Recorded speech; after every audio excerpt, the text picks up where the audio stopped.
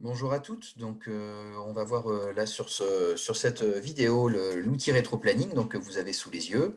Donc, pour commencer, déjà la lecture de ce fichier, donc comment est-ce qu'il va se lire? Alors, l'objectif du rétroplanning, c'est bien de planifier dans le temps les différentes actions et notamment l'enchaînement des actions. Donc, vous ne pourrez pas commencer certaines actions avant d'avoir certaines informations. Donc, pour avoir ces informations, il faudra mener d'autres actions. Donc, vous avez des actions qui vont s'enchaîner, des actions qui vont se chevaucher et des actions à ne pas oublier, qui seront peut-être ponctuelles, mais à ne pas oublier et à prévoir et à prendre en compte dans la gestion de votre temps dans l'organisation du projet.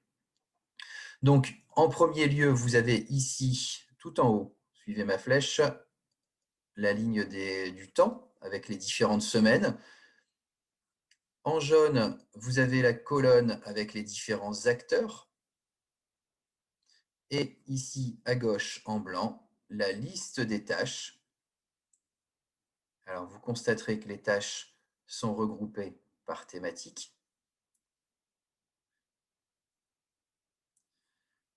Et avec, en dessous de chaque thématique, le détail des différentes actions. Bien entendu, la liste de ces tâches, la liste des acteurs et l'échelle de temps sont donnés à titre d'exemple et vous pouvez les adapter pour vous. Vous pouvez retirer des éléments dans la liste des tâches, vous pouvez en ajouter. Pareil pour les acteurs du projet, les personnes qui vont intervenir dans la gestion du projet. Et pareil pour l'échelle de temps, c'est-à-dire que vous pouvez travailler à la semaine en vous rapprochant du projet qui est matérialisé ici par la colonne plus foncée. Vous pourrez détailler au jour, puisque plus vous rapprocherez du projet, plus vous aurez besoin d'être précis, afin de pouvoir positionner les différentes actions. Alors, par exemple, ici, on est dans le cadre de la réalisation d'un événement, d'un projet, dans le cadre du BPGEPS-AN et dans le cadre de l'examen. Donc, forcément, l'examen est à positionner, puisque ça va conditionner la date à laquelle vous allez devoir rendre votre dossier. Et bien sûr, vous devez garder un laps de temps entre la remise du dossier et votre événement pour pouvoir finaliser certains éléments. Alors, si on prend par exemple ici la préparation de l'événement, vous allez forcément commencer par avoir une réflexion et une argumentation. C'est ce qui, dans votre dossier, va correspondre à la phase contexte, donc le contexte de votre structure, le contexte avec la concurrence, le contexte global et l'analyse de la clientèle. Avec ces éléments-là, vous allez pouvoir proposer un premier projet, une idée de projet à votre tuteur et votre directeur de structure afin d'échanger avec eux sur ce projet. Une fois que vous êtes d'accord sur ce projet, vous allez ensuite définir les modalités, quel jour ça va s'organiser, combien de fois ça va se reproduire, pour pouvoir ensuite en écrire le contenu de cet événement. Si c'est un cours d'aquagym, par exemple, vous allez avoir à écrire un script. Donc, ces éléments-là vont s'enchaîner. Dans un premier temps, j'ai ma réflexion. Dans un deuxième temps, je définis plus précisément les modalités et le contenu. Et enfin, je finis par écrire le script. Dans la réflexion et l'argumentation, bien sûr, j'en arrive à un objectif pour la gestion de ce projet. Dans cette organisation-là, vous allez forcément avoir une partie ressources humaines, puisque l'objectif aussi de la réalisation du projet n'est pas de faire quelque chose dans votre coin, mais quelque chose en collaboration qui soit bien euh, intégré à l'ensemble de la gestion quotidienne du site. Donc, vous allez avoir peut-être besoin sur des horaires spécifiques de personnes d'accueil, peut-être besoin des personnes d'hygiène ou de maintenance, peut-être besoin des collègues du fitness ou des collègues maîtres-nageurs pour renforcer votre événement. Donc ça, forcément, vous allez voir avec les interlocuteurs pour adapter les plannings si besoin est. Pardon.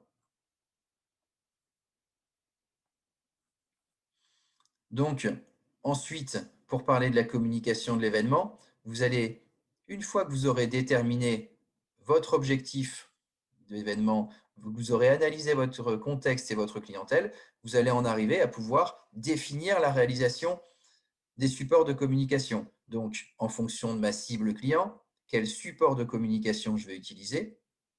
Ensuite, il va falloir le réaliser.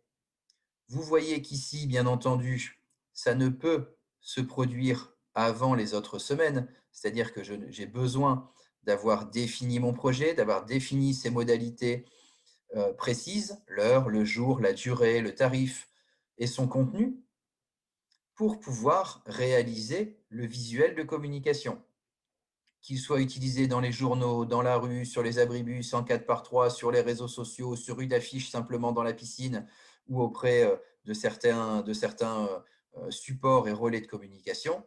Votre visuel doit être adapté à la cible client, doit contenir les informations essentielles et doit expliquer ce qui va se passer et vous donner envie, susciter l'envie de participer à votre événement. Ensuite, il va falloir afficher, il va falloir communiquer sur les réseaux sociaux. Les délais, ici, sont donnés à titre d'exemple. Votre stratégie de communication peut être tout à fait hors réseaux sociaux ou hors site internet, peut être de 4 semaines et pas de 2. Tout va dépendre de votre contexte. Ça, c'est à vous de le définir. C'est bien donné ici à titre d'exemple. Vous pouvez par exemple ici solliciter la presse. C'est un autre mode de communication qui est spécifique parce que c'est pour ça qu'on l'a mis un petit peu à part, avec des communiqués de presse, avec des invitations presse pour l'événement et avec un débrief de l'événement qui est envoyé à la presse. Enfin, tout événement se finit avec un débrief. Dans la préparation, vous aurez défini des objectifs et des critères d'évaluation, qualitatifs et quantitatifs. C'est bien à ce moment que vous allez en faire le bilan avec votre tuteur, avec votre responsable, avec éventuellement le directeur de la structure. Et enfin, vous allez faire le montage vidéo que vous présenterez en oral. Voilà, j'espère que l'ensemble de ce document vous convient, qu'il est bien compris. Vous pouvez vous inspirer de la présentation que je viens de vous faire lors de l'oral, c'est-à-dire lorsque vous allez présenter à votre jury ce document, n'hésitez pas à commencer par présenter son fonctionnement, les dates, les interlocuteurs et les actions, en expliquant que ça s'étale dans le temps en fonction des différents éléments. Bon courage, n'hésitez pas, vous avez toujours la possibilité de poser des questions par mail. Bonne journée!